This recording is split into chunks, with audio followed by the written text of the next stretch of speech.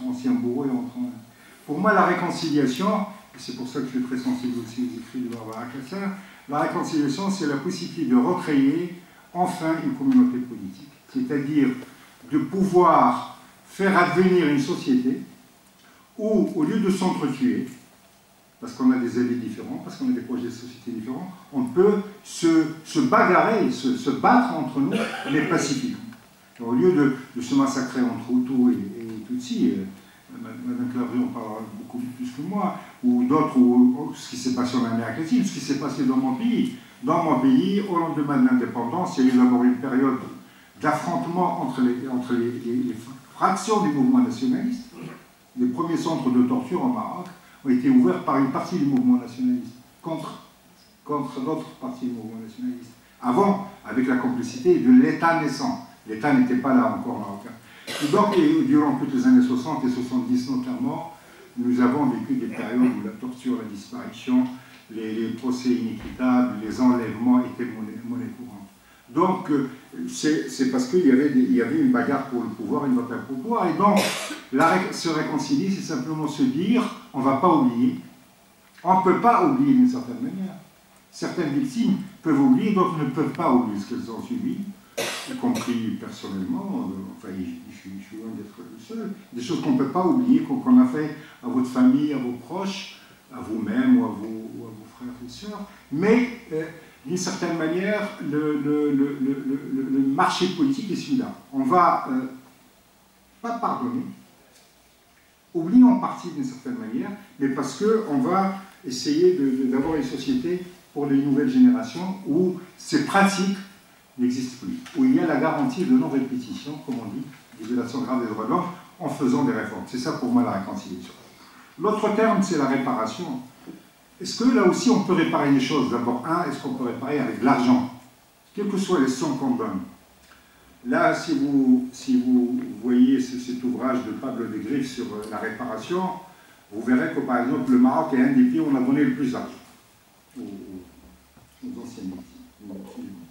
Mais même, quelle que soit cette somme, est-ce qu'on peut réparer avec de l'argent? Est-ce qu'on peut même, je ne crois pas, mais des choses aussi qui sont irréparables. Et donc, il faut essayer d'aller vers des modalités, plusieurs modalités de réparation. Mais il y a des... Et le troisième objectif, qui est celui de, excusez-moi si j'ai un peu de la vérité, il y a, à mon avis, au minimum, 3 types de vérité. C'est pour ça que c'est ceci.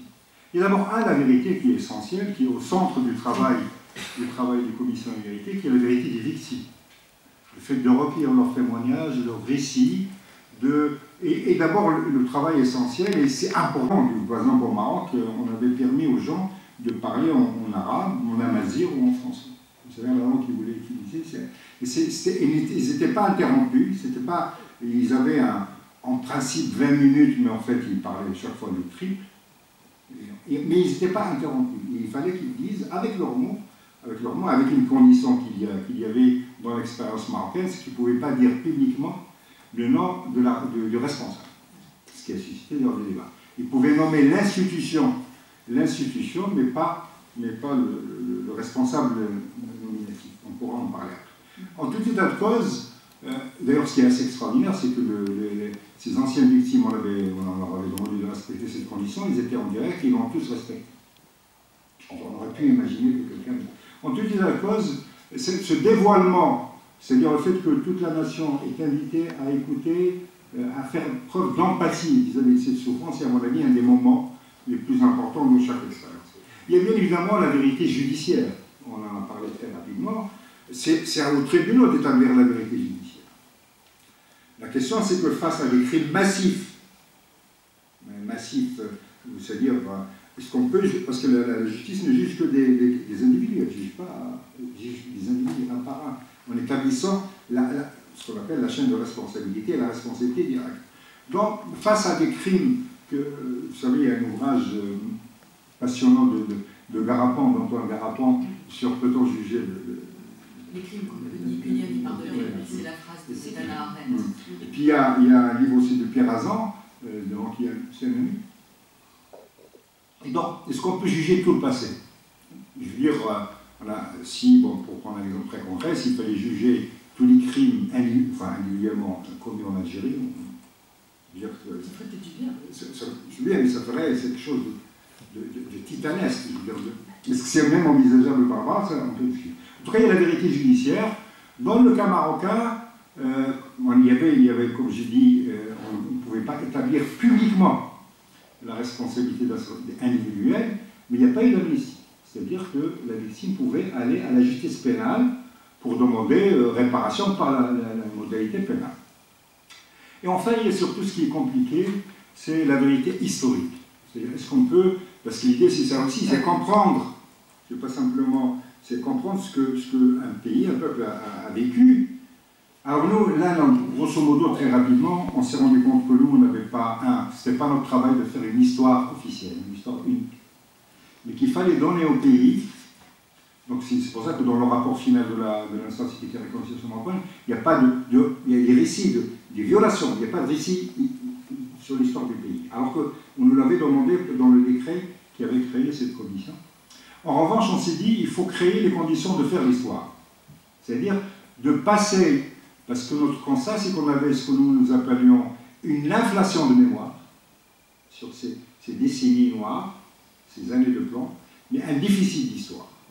Un déficit d'histoire au sens d'un processus continu et renouvelé d'écriture de l'histoire. Ce n'est pas une histoire définitive.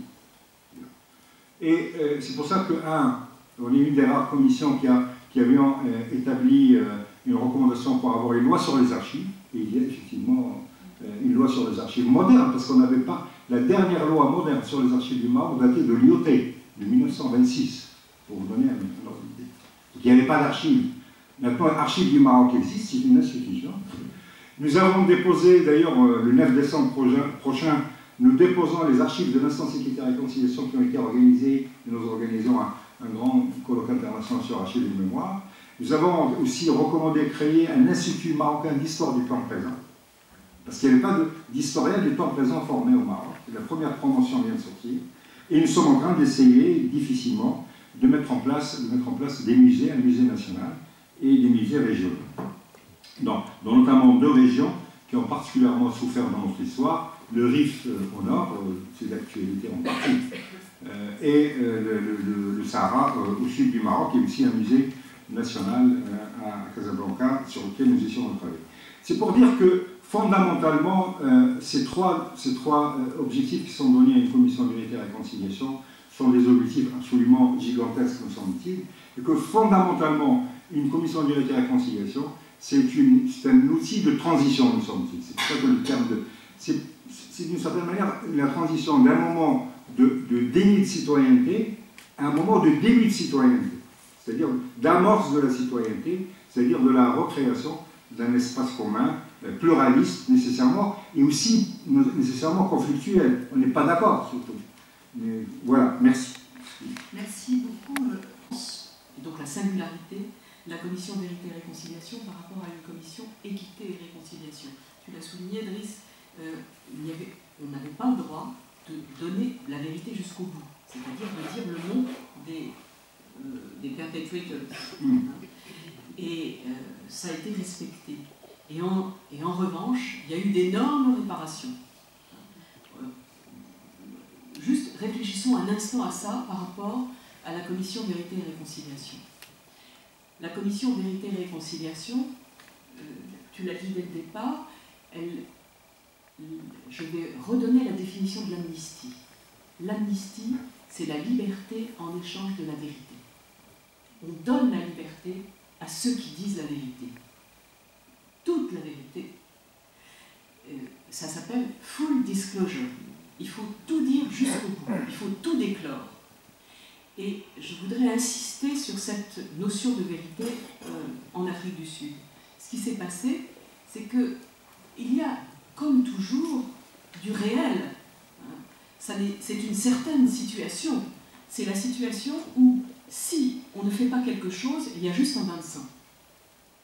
C'était ça qui se passait. Comment faire pour que le pain? On choisit un instant très précis. L'instant T, ce qu'ils appellent le kairos. Et c'est pour ça que j'ai été tellement impliquée dans cette commission, c'est parce que, kairos, c'est un mot grec, comme vous l'entendez, qui dit le moment Avant, ça n'est pas tant, après, ça n'est plus tant. Donc, moi, j'étais à ce moment-là professeur, j'enseignais la rhétorique à Cape Town, pour quelques mois, à l'invitation de Salazar, justement, dont on parlait. Et c'est alors que les gens de l'ANC, qui sont venus me trouver, c'était vraiment juste au moment de l'élection de Mandela, sont venus me trouver en disant on voudrait faire une nouvelle Athènes, comment est-ce qu'on fait? C'était tout à fait passionnant. Et l'idée, c'est que, eh bien, il faut constituer le nouveau peuple arc-en-ciel. Avec cette grande plaisanterie qui circulait alors, peuple arc-en-ciel? Ah, mais le noir n'est pas une couleur de l'arc-en-ciel. Réponse, ouais, le blanc non plus. Donc, le peuple arc-en-ciel, le nouveau peuple à faire, c'était un peuple qui devait réunir toutes les composantes de ce qui avait constitué l'Afrique du Sud. Et comment est-ce qu'on fait? Eh bien, on n'oublie pas, c'est-à-dire qu'on dit toute la vérité. Et comment fait-on? C'est là où le dispositif de la Commission d'Afrique du Sud était proprement génial. On fait de la manière suivante. On donne quelques conditions, très simples. La première, c'est que, donc, sous l'idée générale que sera amnistié celui qui aura dit toute la vérité. Sous cette condition générale, on donne trois conditions, deux autres, enfin, on donne, c'est la troisième, celle-là, dire toute la vérité. La première, c'est qu'il faut parler des événements qui ont eu lieu dans ce qu'on appelle être l'apartheid. Donc il y a une firm cut-off date, bon, c'est de telle date à telle date, le massacre de Sharpeville jusqu'à l'élection de Mandela. Et la deuxième, qui est très intéressante, si on fait la comparaison avec les autres commissions qui existaient avant, la deuxième, c'est il faut que les faits dont on va parler soient politiquement liés, politically linked. Ça veut dire qu'on met en jeu là la loi de l'obéissance due, comme vous savez, qui a fait tellement de bruit en Argentine et au Chili. Il faut qu'on puisse prouver, eh bien, qu'on a tué le noir qui était derrière vous là, pas parce qu'il avait une sale gueule, hein, mais pas parce qu'on en avait peur, mais parce que d'une manière ou d'une autre, le parti, vous l'avez ordonné. Donc, vous n'étiez pas idiot en le tuant, au sens grec du terme, dont on a parlé d'ailleurs hier, c'est-à-dire que vous n'étiez pas votre personne privée. Vous étiez lié politiquement. C'est un acte politique. Donc, avec ces trois conditions, firm cut-off date, politically linked et full disclosure, on peut demander l'amnistie. L'amnistie, c'est donc la vérité ou la liberté en échange l'une de l'autre. Qu'est-ce qui se passe? Il se passe qu'à un moment où personne n'avait la possibilité de faire tenir vraiment ces élections libres, où personne n'avait la possibilité de pacifier le pays, sans les forces qui avaient été mises en place par l'apartheid, sans la police, sans la gendarmerie, etc. Sans ces forces-là, rien ne pouvait se faire, et c'était donc le bain de sang. Donc, l'amnistie a été au fond un je te tiens, tu me tiens par la barbichette. Mais un je te tiens, tu me tiens par la barbichette qui a tiré le parti le plus génial d'une situation atroce. Pourquoi? Eh bien parce que jamais personne n'aurait rien su de ce qui s'était passé en Afrique du Sud. Jamais aucun Africain du Sud n'aurait su ce qui était arrivé à son fils, à sa femme, ce qui s'était passé dans le pays si il n'y avait pas eu cette full disclosure. Et comment est-ce qu'elle s'est produite? Eh bien, elle s'est produite en obligeant de manière ironique, et c'est là-dessus que je veux insister, Tutu parle tout le temps de vérité ironique. Il a fallu que les perpetrators, c'est-à-dire ceux qui avaient fait des graves violations des droits humains, viennent dire ce qu'ils avaient fait pour pouvoir être amnistiés. Et à partir du moment où quelqu'un ne le disait pas, là, il se trouvait que quelqu'un d'à côté en parlait suffisamment, de manière suffisamment latérale, pour qu'on sache qu'il ne l'avait pas dit l'autre. Et donc, il fallait que tout le monde en parle. Et c'est cette première cohésion-là qui a produit le peuple arc-en-ciel. Et ce que vous voyez, pourquoi est-ce que j'ai insisté pour que ce soit ce passage-là et aucun autre dans ce film magnifique que je vous conseille vraiment. Pourquoi est-ce que c'est ce passage-là qui a ouvert notre discussion? Parce que là, vous voyez la différence entre morale et politique. Là, la veuve de Mbeki dit « moi je ne peux pas leur pardonner ». Et Yasmine Souka, qui d'ailleurs s'est retrouvée au Rwanda, dans les Gachassa, Yasmine Souka, qui parle là, dit « écoutez, on vous comprend, ma sœur, on vous comprend, personne ne vous demande de pardonner. Mais nous allons amnistier. Nous allons amnistier parce que voilà, c'est comme ça que se constitue la communauté politique. Et elle se constitue non pas en pardonnant, en pleurant, en s'embrassant, comme tu disais, mais elle se constitue par volonté politique. Et c'est ça la chose extraordinaire du peuple arc-en-ciel. C'est que c'est véritablement un effet performatif de la parole. Donc c'est là, c'est peut-être ce lien-là que je veux faire pour qu'on comprenne pourquoi je me suis à ce point-là intéressée à la commission Vérité et Réconciliation et pourquoi on m'a demandé là-bas de m'y intéresser. C'est parce que, voilà une phrase de Gorgias dans l'éloge d'Hélène. Le logos, le discours, est un grand tyran ou un grand dynaste, qui, avec le plus petit et le plus inapparent des corps, vous voyez ça, ce petit et cet inapparent corps, c'est mes phonèmes, qui, avec le plus petit et le plus inapparent des corps, produit les effets les plus divins. Performe, apotélèe, parachève, les effets les plus divins. Bon. Et qu'est-ce que dit Toutou? Toutou dit on croit d'ordinaire que parler, c'est décrire le réel. La commission n'est pas de cet avis. Incroyable. La commission n'est pas de cet avis. La commission pense que la parole, discours et rhétorique, fait le réel. Constructs, builds reality. Construit le réel. Et c'est ce rapport-là à la performance politique de la parole qui, pour moi, m'entraîne à considérer simultanément un certain type de philosophie grecque, si vous voulez, et un certain type de politique. Et peut-être toute politique, parce que dans toute politique, au fond, ce qui est en question, c'est pas tellement qu'on va vous persuader, bien sûr, on va essayer de vous raconter des crânes, vous allez les croire, puis ça va vous engager, puis vous allez voter, bon, non. Mais ce qui se passe, c'est qu'on fait des choses avec les mots en politique. C'est ça, c'est ça si j'avais à définir le politique, je dirais, c'est le lieu où nous tous faisons des choses avec les mots. Et je pense qu'il y a deux lieux comme ça, il y a la politique et l'amour. Là, on fait des choses avec les mots. L'amour, on y reviendra ce soir, et effectivement, c'est bien qu'on passe de l'un à l'autre. Et effectivement, quand Barbara... Ouais. Et il a dit, voilà, il n'est pas question, nous ne sommes pas des historiens. Nous n'allons pas établir une vérité historique. Nous ne sommes pas des scientifiques, des épistémologues, nous n'allons pas établir de vérité épistémologique. Et ça, donc, on ne va pas nous dire que nous disons la vérité avec un grand V, ni celle de l'histoire, ni celle de la science. Nous allons travailler avec des notions de vérité emboîtées. Et déjà, ce qui m'intéresse, c'est qu'il y a un S à vérité. On va travailler avec des vérités. Et ils les ont absolument classifiées. Ils ont dit, voilà, il y a la vérité du tribunal, factuelle, forensic. Celle-là, c'est une des vérités qui nous intéresse. Il y en a une autre qui nous intéresse, c'est la vérité personnelle, narrative. C'est ce que racontent les gens. Et vous avez vu, là, tell your story. Bon. Et puis, il y a la vérité sociale, c'est-à-dire la vérité du partage engagé entre bourreaux, victimes et juges, qui ne sont pas des juges d'ailleurs. Hein. C'est des commissaires, ce n'est pas des juges, ce n'est pas eux qui vont juger, non, ils devront accorder l'amnistie. Mais la vérité de type social. Et puis tout ça, c'est pour fabriquer la healing truth, c'est-à-dire la vérité qui soigne et qui restaure. Et une vérité de type psychanalytique d'ailleurs. Enfin, il faut faire. Ils ont dit, nous faisons la psychanalyse à l'échelle d'une nation.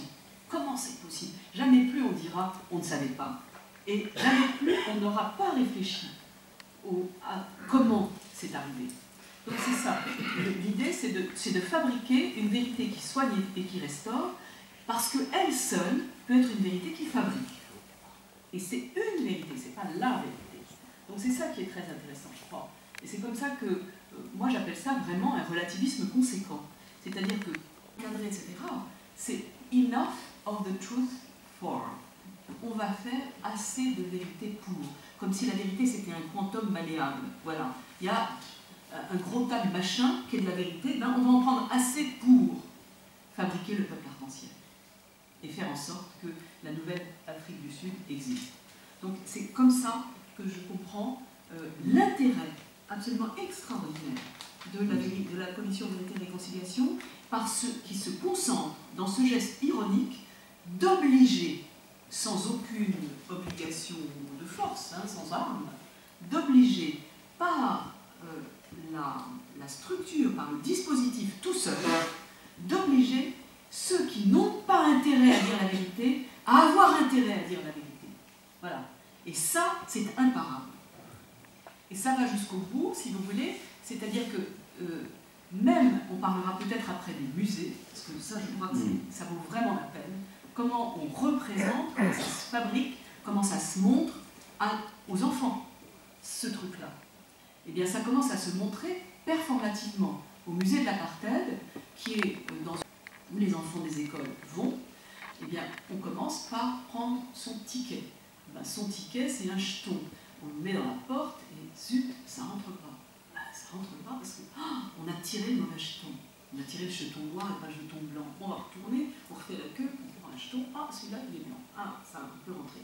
Vous voyez, c'est-à-dire que faire piger ce que ça veut dire que l'apartheid, ça fait partie de la commission Vérité et Réconciliation.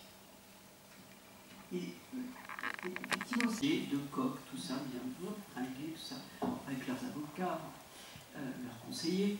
Et puis, il y a les femmes noires, les mamas, qui rentrent, qui sont là, au fond de la salle, et on les entend rentrer, et puis on les entend qui viennent. C'est foutu.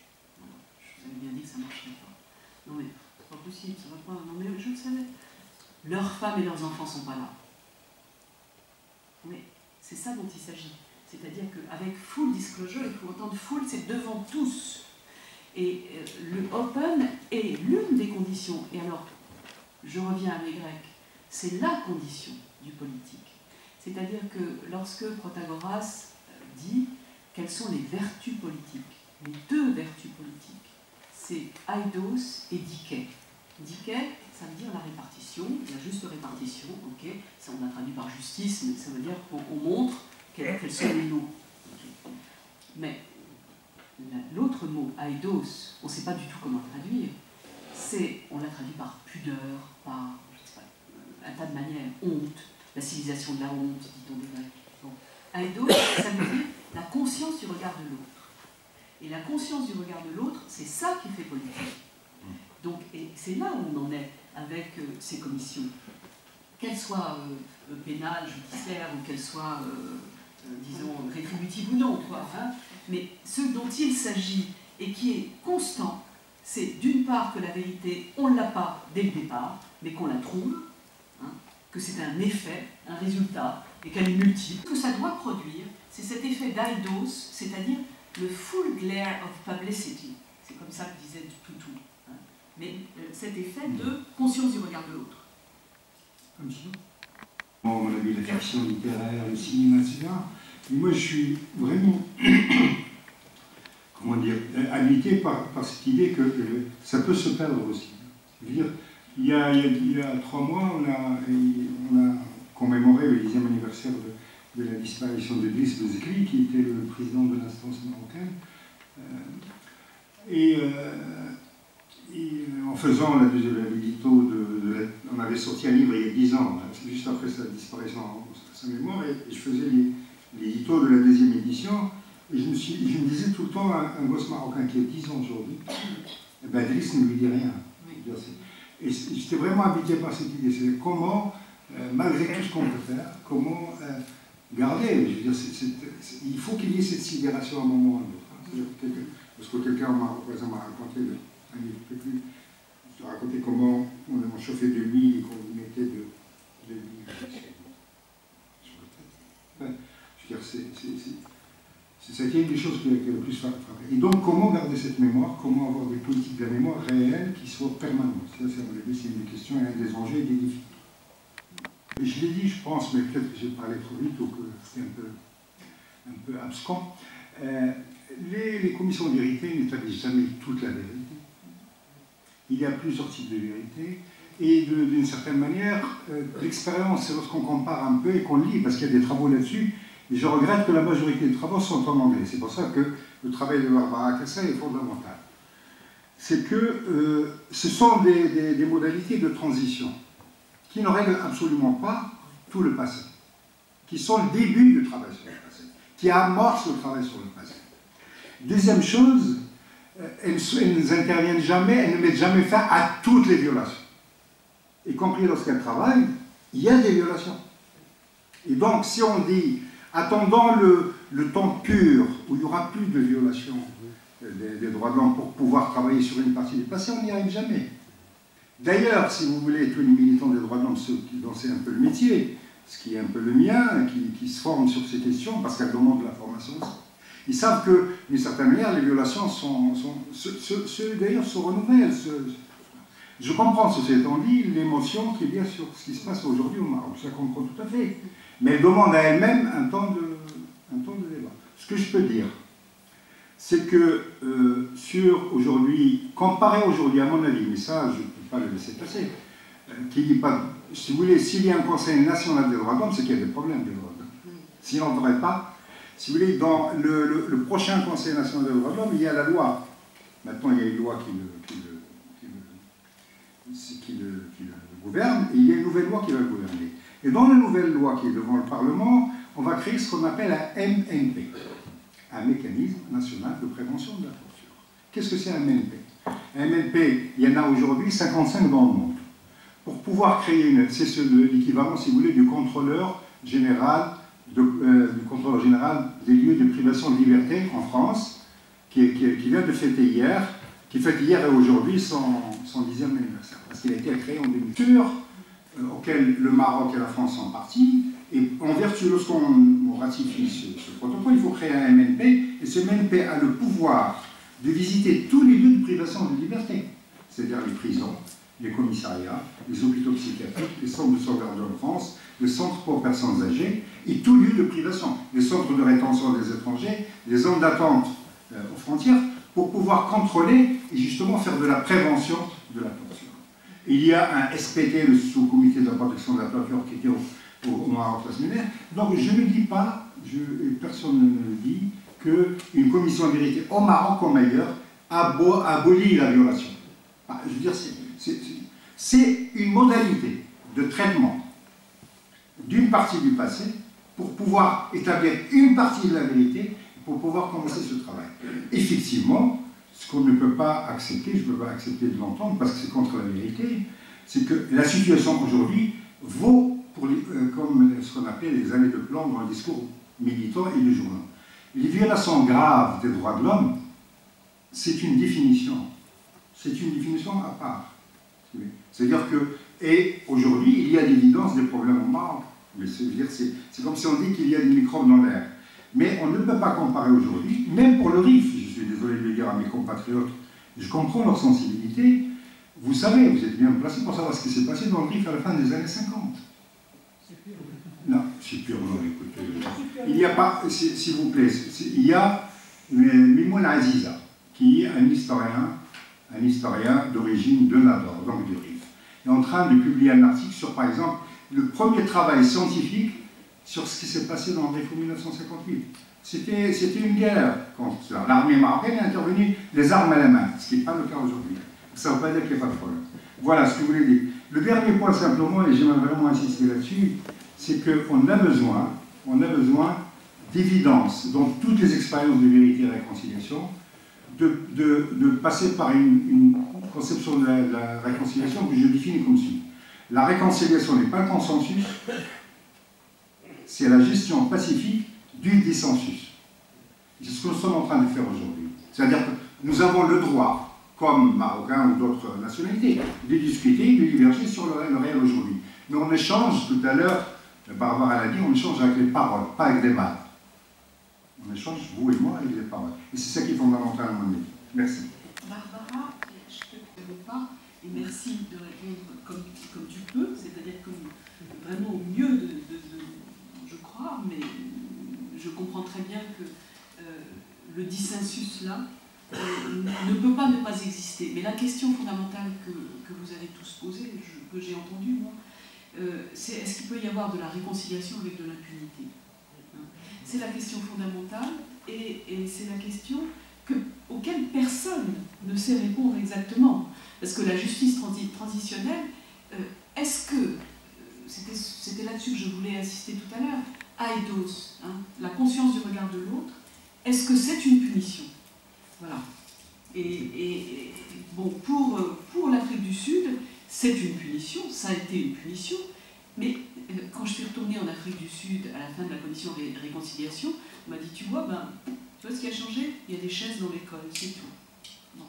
C'est quand même de ça dont il s'agit, c'est-à-dire que c'est une énorme machine intellectuelle et concrète, et en même temps, concrètement, il y a juste une bourgeoisie noire qui s'est établie. Je veux dire, concrètement, la pesanteur de la réalité, alors appelez-la comme vous voudrez, internationalo-capitalistique, bon, elle est là. Et ça, la Commission ne peut pas changer le monde de cette manière-là. Elle peut changer ponctuellement, elle peut améliorer, elle peut faire un meilleur pour. Petit. Et voilà. On n'a pas trouvé mieux. Un meilleur qu'une guerre civile. Meilleur pour et pas assez